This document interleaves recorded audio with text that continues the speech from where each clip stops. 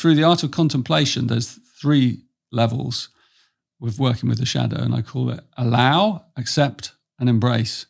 And it's a really nice, simple framework for beginning any journey of the evolution of consciousness, of transformation. Allow, accept, embrace. Because we talk about acceptance a lot, but actually, what does that mean? It's difficult to say, well, accept your conflict. That's quite a tall order. Yeah. So begin with allow your conflict. It's softer, it's more yielding, or your anger, or whatever it is, or your numbness.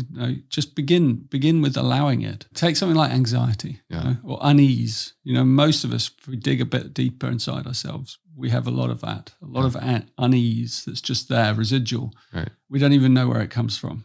But if you sit in a room and you close your eyes, often you soon contact unease, right, or anxiety. Right. And so, how do you, if you begin by just allowing it to be there, and you can even allow yourself to be distracted, or to want to change it, or to hate it, or to be angry, or like, I wish it would go away. All those human feelings, that's all part of the allowing. That's all part of creating a space around it, the feeling, and a very generous space, because then you're like, you're just inviting it in for a cup of tea, as Ram Dass once said.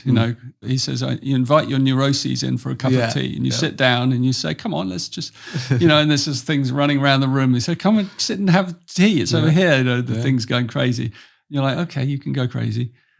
So that allowing is what gives the space for you to realize that you're human, and this is a human feeling, and that probably most other humans that you've ever met have a very similar feeling, even ones that look like they're really together.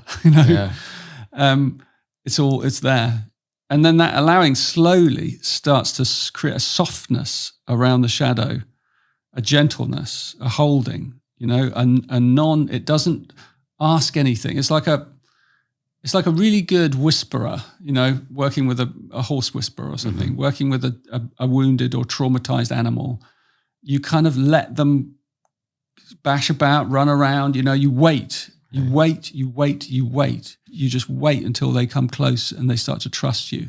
And then they stop and they start to get curious, and then maybe they approach you. And it might take hours or days, for that to happen. And then slowly, they start to trust you. And in trusting you, they start to trust themselves. And that's the same inside us. We start to trust that it's safe even to feel the fear, and that's a key. Like, even fear is safe. Even, any feeling you feel is actually safe. Yeah. It feels like these different shadows, right? And you're speaking to allowing them. It's like this subtle distinction of, it's not that you let go of anxiety or that you stop having anxiety, but it's like anxiety stops having you a little bit. It's a subtle distinction, but I think it's a really powerful one. It's the first layer of dismantling a shadow pattern, because they're tight kind of little things, little demons inside us. And we disarm them with that level of acceptance, and then allowing does start to become acceptance. It starts to transform, and you feel it shifting inside you. You actually feel it as a physical thing. Maybe you feel it as you will feel it physically. You'll feel something changing. You might feel the inner structure of your body going through something. You might even have a healing crisis in some way. Something comes up as you're letting go. And then acceptance is where the transformation starts to really happen. And the third component, embrace, allow, accept, embrace. Embrace is when it moves right into the DNA. So your allowing becomes so deep, your acceptance, that it fully embraces the shadow. You actually might say, I no longer care if you stay or leave. I'm completely content with you to live here with me for the rest of my days, if you want to.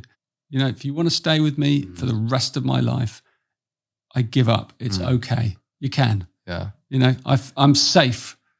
I know I'm safe. And so I know this is just a feeling. Yeah. If you can have that level of trust, then by the time you've got to that level, it's almost gone anyway, because it starts to fall away at the pattern, whatever it is. And these are deep patterns in us. Yeah. Trauma from our childhood might be something from, ancestral, as you said, even from a past existence in some way, lodged in our DNA, something that we're holding onto in our lineage. And the moment you've fully embraced it, it's gone. it's just, and it's literally burned from your DNA. Yeah. It's like white hot. It's burned by the awareness, by that love, that self-love, and it really does go.